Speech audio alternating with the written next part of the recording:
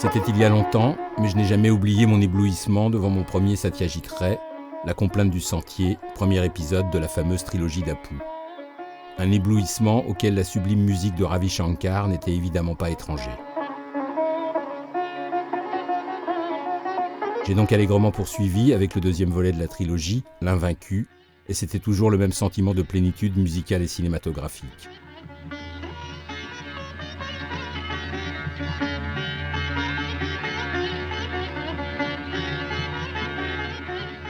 Un sentiment qui est devenu plus profond encore avec Le Monde d'Apu, le troisième et dernier épisode de la trilogie, qui m'a fait comprendre encore davantage à quel point Satyajit Ray était un cinéaste intensément musical.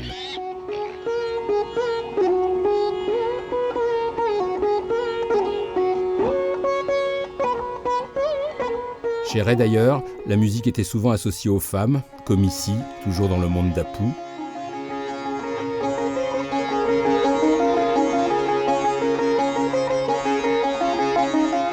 Comme aussi dans Charulata en 1964, où cette déambulation songeuse prenait une autre dimension grâce à la musique que Satyajit Ray avait lui-même composée, ce qui serait dorénavant la norme pour tous ses films.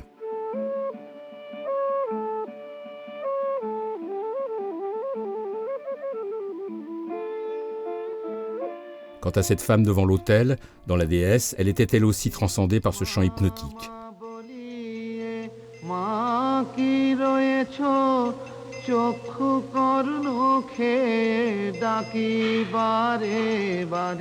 Je n'ai pas oublié non plus ces femmes qui marchent dans La Grande Ville, un des grands films de Satyajit Ray, au son d'un air alerte, très belle bande-son d'une libération attendue.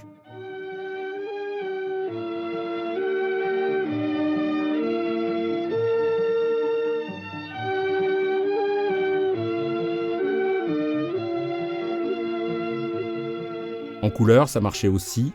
La preuve avec ce beau ralenti domestique et princier dans La Maison et le Monde, en pleines années 80, et toujours une BO signée Satyajit Ray.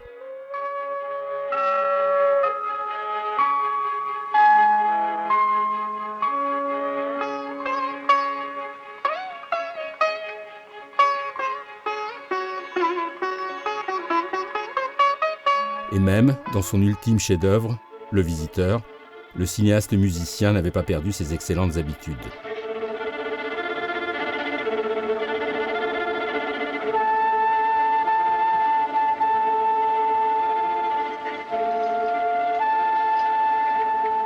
D'ailleurs, le personnage féminin du Visiteur était elle-même une excellente musicienne, et là, on entrait dans un autre espace-temps, planant à souhait et toujours très féminin.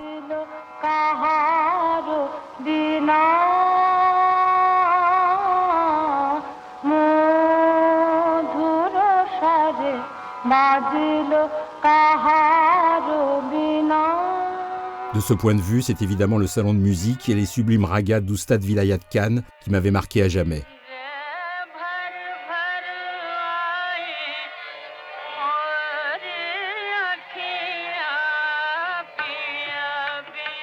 Cette femme au sitar, habitée par la musique, devant un parterre d'aristocrates, était inoubliable.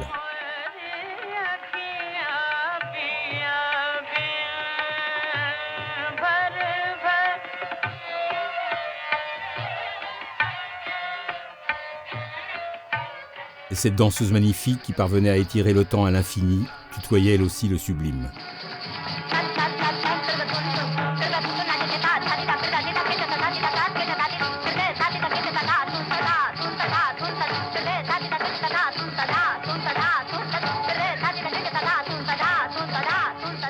« 20 ans plus tard, en couleur, dans Les Joueurs d'échecs en 1978, la magie opérait toujours et j'en étais tout ébloui.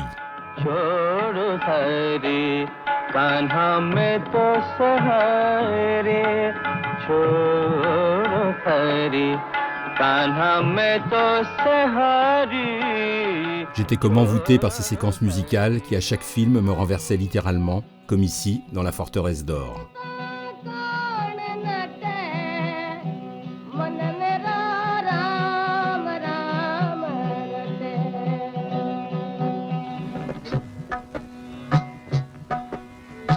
Cette longue séquence dans Le Dieu éléphant avec ce gourou barbu et cette chanteuse tutoyant le bonheur me mettait elle aussi dans une certaine transe, si ce n'est dans une transe certaine.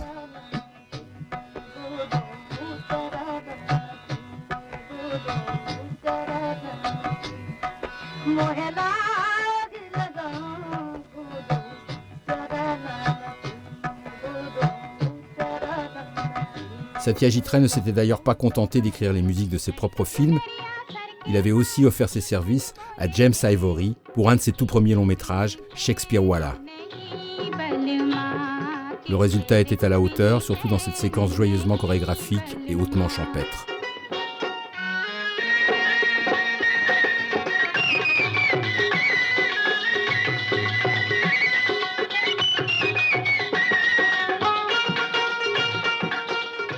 Et chez Ray, les hommes chantaient aussi, comme dans cette charmante séquence de Charulata, où Soumitra Chatterjee, comédien de prédilection du cinéaste, poussait quelque peu la chansonnette.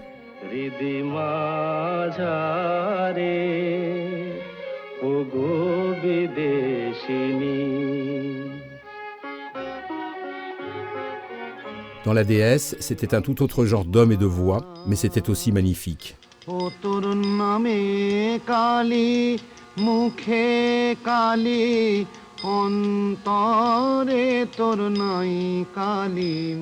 Dans le splendide Des jours et des nuits dans la forêt, j'aimais aussi beaucoup cet homme dans la pénombre qui chantait a cappella.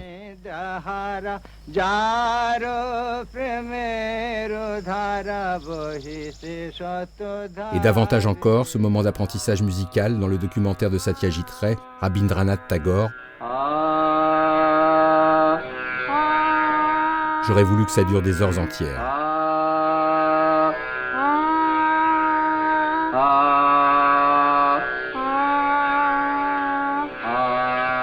Et dans Trois filles, cet orchestre intégralement masculin m'avait également ensorcelé par sa musicalité qui coulait de source.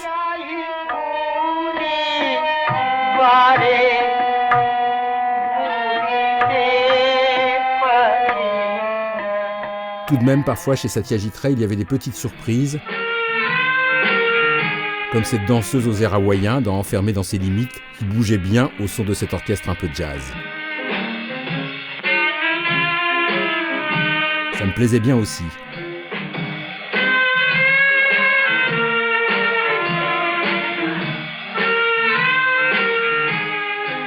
Tout comme cet orchestre de cornemuse très écossais dans Kanchenjunga, ou cette fanfare en noir et blanc. Sans parler de cette procession au bord de la rivière au son de Malbrous en va-t-en-guerre qui avait un charme fou dans le monde d'Apu.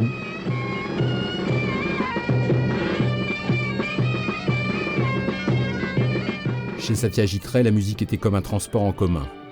Ça marchait excellemment bien en bateau, dans Trois filles.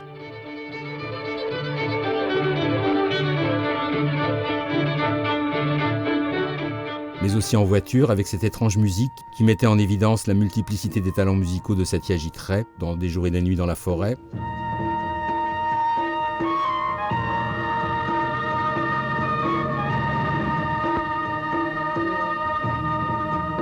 Ou cette autre automobile qui se frayait un chemin en musique parmi les vaches sacrées, au son de cette musique qui donnait envie d'aller de l'avant.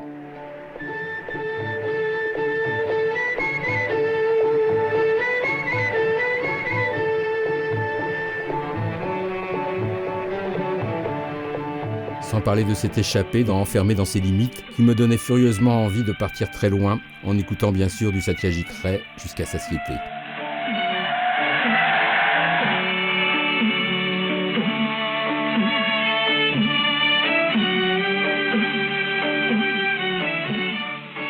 C'est d'ailleurs ce qu'avait fait l'américain Wes Anderson, parti en Inde tourner au bord du Darjeeling Limited, dans lequel il avait eu la bonne idée d'associer cette musique de Satyajit Ray à ses trois frères en goguette et en moto.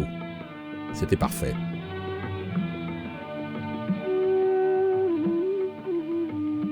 Même en pouce-pouce dans Le Dieu éléphant, le charme musical continuait d'opérer encore et toujours.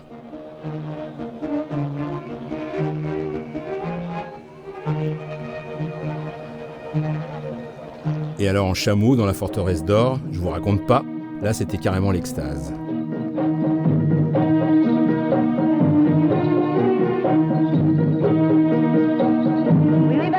En fait, j'adorais déambuler musicalement dans les films de Satyajit Ray. Et ces plans de végétaux agrémentés d'un très beau chœur féminin, dans le documentaire Sikkim, m'avaient aussi fasciné.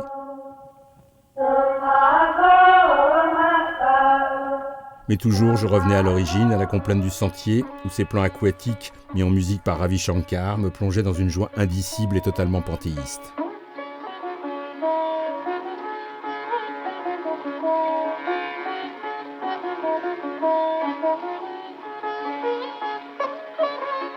Chez Ray, j'aimais aussi ces drôles de séquences oniriques dans lesquelles la musique avait forcément son rôle à jouer, comme celle-ci dans Charulata.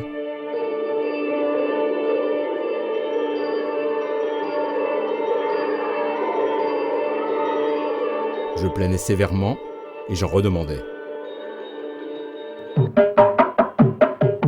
Avec cette séquence fantomatique, j'étais gâté au-delà de mes espérances.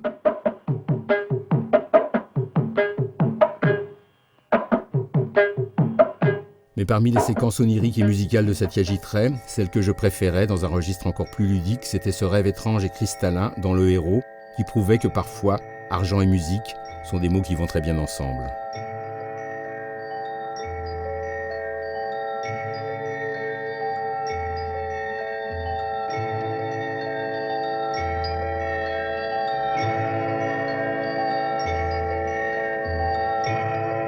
Ah oui, chez Ray, il y avait aussi les dessins d'enfants qu'il adorait mettre en musique, comme dans La Forteresse d'Or.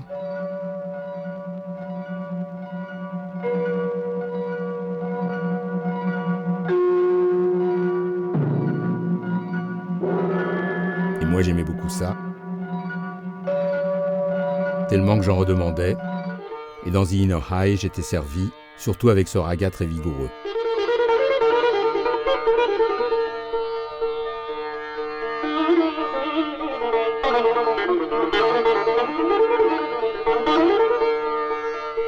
Ça paraissait être le bon moment pour partir sur la pointe des pieds, sauf que j'avais oublié Goupy et Baga.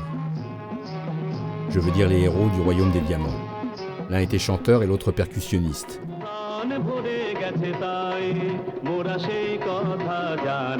Et une fois que j'avais fait leur connaissance, je n'avais plus du tout envie de partir.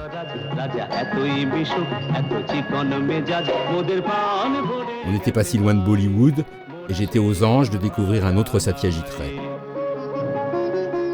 Un autre Satyajit Ray ? Sans doute, mais un Satyajit Ray éternellement musical.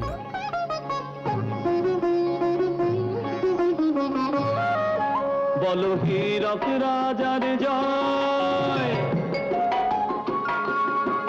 বলো হীরক রাজার জয়, কত দেশে দেশে ঘুরে শেষে